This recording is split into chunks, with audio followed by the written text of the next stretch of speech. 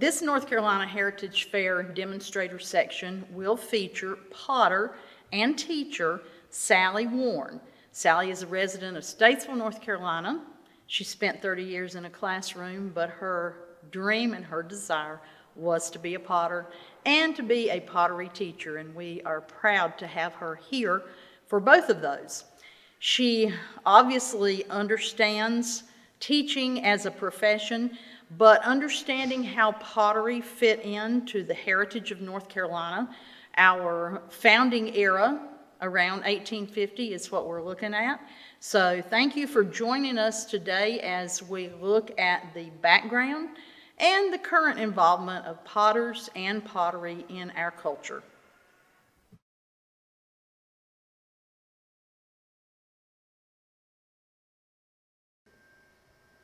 Good morning, students. Welcome to Hidnight Center Art Studio. I want to show you some things that people back in the 1800s would have made and used. The first is a large crock. My grandmother used this as a churn. It had a lid and a handle, and you put the milk in and you moved that handle up and down, and sooner or later you had butter. Later, she used it to make pickles, and sometimes they used it to make sauerkraut. Today, it's serving a different function. It's an umbrella stand. This is a larger crock, and this would take a lot of strength to throw something this big. Here's a smaller one. It could have had butter in it or lard. I use it for keeping my kitchen utensils. Here's a tea pitcher, or back then it was a good chance it was a milk pitcher. And I don't have a big one of these, but they made a lot of these in a big size for liquids. And you just took your cork out and there you went. And this one, when you take the lid off and you take out this little plunger, there would be honey or molasses in here, and they would scoop it up and it would stick to this little plunger, and they would drizzle it over their fresh biscuits, hot biscuits with butter. Yum. So all of these things were very useful, and when I make pottery, I use a wheel, or I use a rolling pin and roll it out and do it by hand. But these people didn't have these nice electric wheels. They had big wheels, and there was a bigger wheel on the bottom, and they used their foot to kick the wheel on the bottom, and it would turn the wheel on the top. And they had to remember to make the pottery and kick at the same time. And I've tried that, and that's not easy. But we have electric wheels, and we are much luckier. And a lot of times they made things by hand. So we're going to do a little bit of both today. So look around this room. Can you follow me? Look around this room. The pottery that my students have made is over here on the wall. And once a piece is made, this is what it looks like. And it's very fragile. It would be very, very easy to break. So it has to go into an oven, which gets very hot, 1900 degrees. And it gets to the point where they can handle it. Now this is what it looks like after it's cooked the first time. And listen, it'd be a little harder to break that now. And this student is painting this with a glaze. And it will go back into the kiln, and then the kiln will go up to 2100 degrees. And then it will be something that you would like to take to your kitchen and use, and it will look sort like one of these. Now people can paint it any color they want to with glaze, but this one was done by a lady named Odette. Or a coffee cup. You can just make about anything with pottery, and it's just a lot of fun. We have classes here, and we get to work, and we enjoy one another's company. Now, when you throw on the wheel, you have to have little balls of clay. And I try to put them in a cone shape because it makes it easier for me to start working.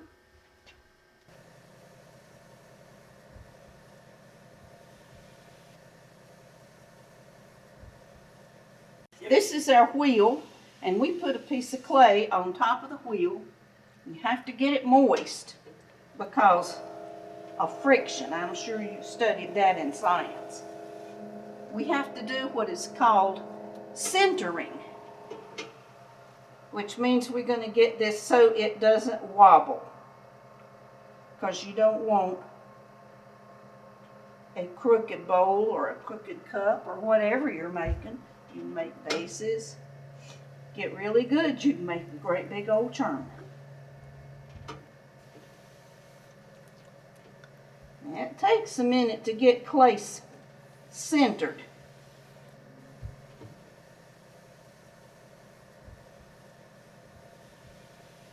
Now there, that's pretty good. Now the next step is called opening. And I'm just simply going to put my finger through the center of this piece of clay, but not all the way down to the bottom, just part of the way. Because if you go all the way to the bottom, then you have a bowl with a hole in it. Now, I'm going to take my finger and I'm going to put it inside and I'm going to start pulling toward my body. And can you see what's happening? It's getting wider.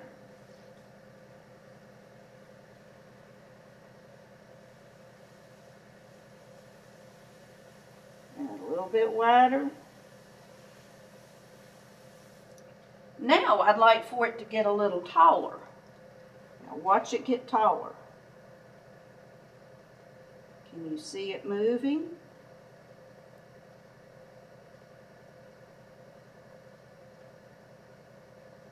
Now, I've reached this point and I have to decide what I want this to be. I believe I might make a flower vase. Make it just a little bit taller. So it's pretty iris and tulip are tall. Now I'm going to give it a little bit of shape. Watch, I'm going to push on the inside. See it getting fat?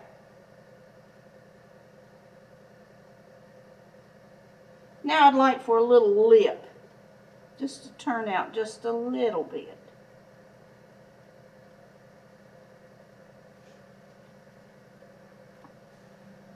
I believe it could be a little fatter. There we go. Now, I want to get this water out of the inside because it'll take it a long time to dry if I leave all that water in there.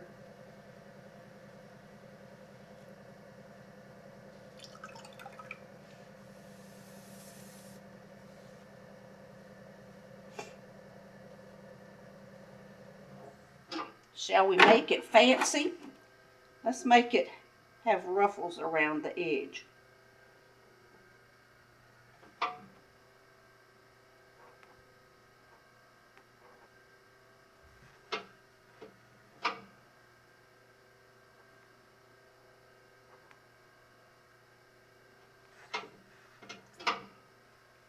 The best thing about this is you get to play in dirt and you get to get dirty. And your mother doesn't even yell at you because you can make her something pretty for Mother's Day.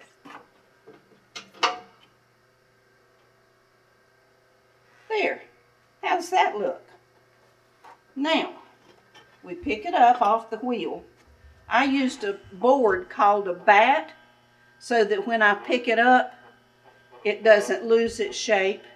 And then we turn the wheel off and we put it over here on the shelf so it can dry.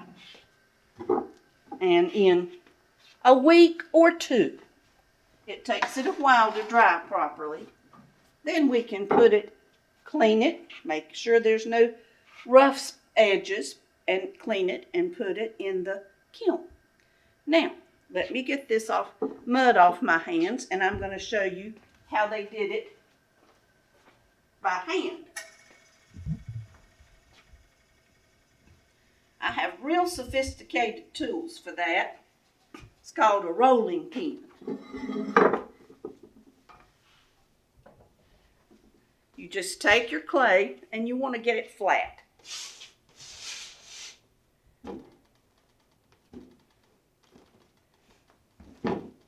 I watched Cherokee women do hand building, and you could not tell the difference. I got to get my rolling pin. Could not tell the difference that it hadn't been thrown on the wheel. I was just amazed.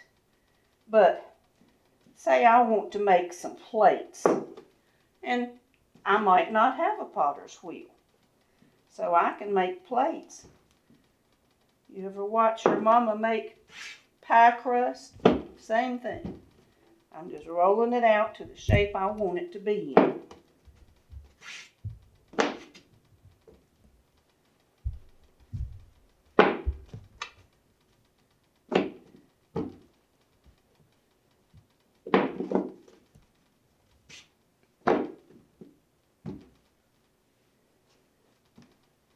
There we go. Now, I just look for a mold that I would like to use, because we use molds to make these hand-built tools. And I'm just going to shape this. See, it tells me that I have to make it just a little bit larger.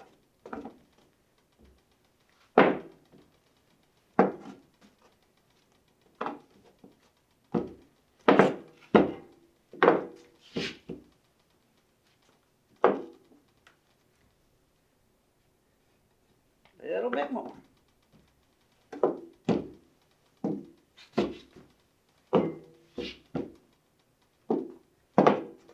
And anybody can do this.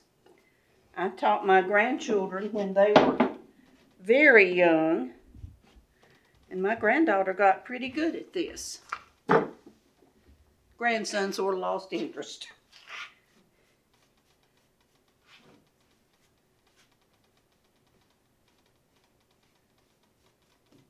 Now, when I take this off of here, it will have the same shape as that bowl. And that's what it's going to look like on the inside, because that bowl was shaped like a flower. And when they paint this or glaze it, it will be really pretty.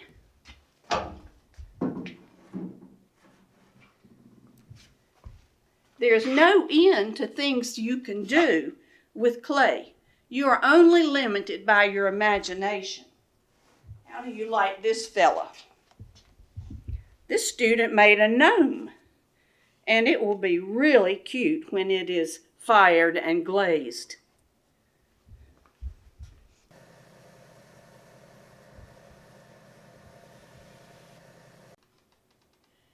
Boys and girls, there was always a potter in a community, because everything they did was necessary. And it could be a man or it could be a woman. It didn't make any difference, but it usually ran in families. A daddy would teach his children, or a mama would teach her children, and so on and so forth down the line. That's what I've done with my grandchildren. And they worked hard, because this is not easy work, especially making vessels this big. The children would help. They would prepare the clay so that the parents could work as they went along. Now, back in the 1800s, there wasn't a lot of money. There wasn't a lot of ways to earn money. So a lot of times when people needed pottery pieces, they went to the potter and told them what they needed, and the potter made it, and a month or so later would bring it to them. But the people didn't have money, so they might pay him with a couple chickens or eggs maybe beef or pork that they had killed on their farm. This system was called barter, and we read about that in our history books, how people very often did not exchange money for services like making pottery or furniture making, all different types of services. They just swapped. And I will make pottery for you if you will give me year's supply of meat for my family. Or I'll make furniture for you and you will come and help me put up the hay or build a barn. There were all kinds of things that they did to help one another. I wouldn't be surprised if you've seen on television sometime about a family having a barn raising. Now, in our area, we're lucky to have a good many clay deposits. Not far from my house, Third Creek, there's a deposit of red clay, what we would call terracotta now. When you buy flowers at the nursery or Walmart, they come in these little red pots, and those are terracotta. But in a branch not too far from my house was a lot of bluish white clay. And I'm not real sure what kind of clay that was, but it was a lot of fun to play in. So people worked very, very hard, but they didn't have much money. If you've ever read the Little House books, that would be a wonderful place to find out how people lived then. So you're not limited. Only you can make anything you can think about, just about. And if you have questions, you ought to look it up on internet and understand all the things you can do with clay, or there are wonderful books in the library that you can find about clay. Or maybe next year we'll be able to have the Heritage Fair here at the Hidnight Center and you can watch clay being made. Thank you for talking and listening with me. See you another day. The end.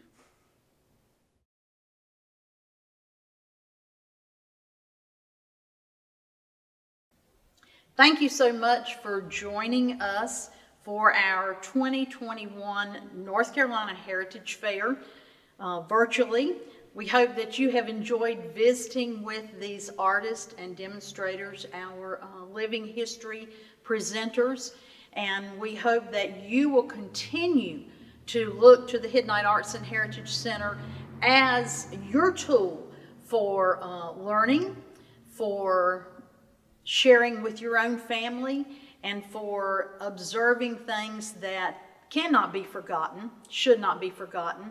And as we move forward ahead, we are anticipating more ways of doing this. And in the meantime, share this video, share it with school children, share it with your own family, with your grandchildren, and it will become, as surely as your own story is, it will become a part of our collective story as Alexander County natives, as residents of Foothills, North Carolina, and a part of the greater whole we know as the United States of America.